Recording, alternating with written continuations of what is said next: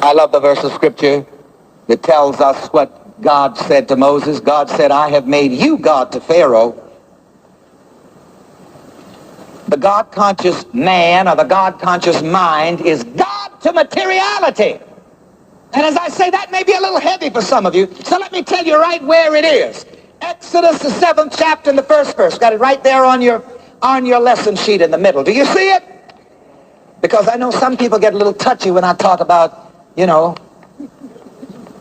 Reverend Ike, you trying to say you God? You haven't heard what I said, have you?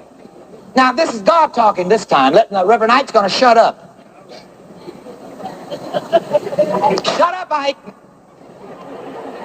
All right, now here's God. Exodus, the 7th chapter and the 1st verse. And this is what God told Moses. Come on, repeat it after me as I read it. I have made you God to Pharaoh. Okay. To tell you the truth, man only has one problem, and that one problem is this: he does not know who he is.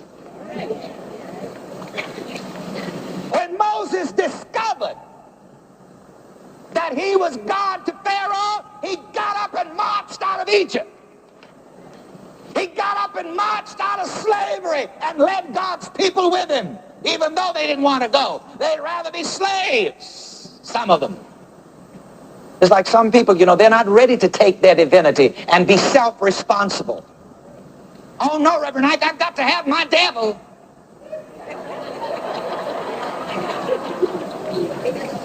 I got to have somebody to blame. But God says, I have made you God to Pharaoh. I've made you God to your problems. Let me hear you say, I'm God to my problems. My problems are not God to me.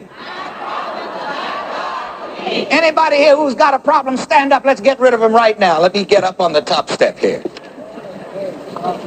I'm going to show you how to work on those boogers and get rid of them and handle them. I have made you God to Pharaoh. I have made you God to everything that's trying to push you around. Isn't that wonderful?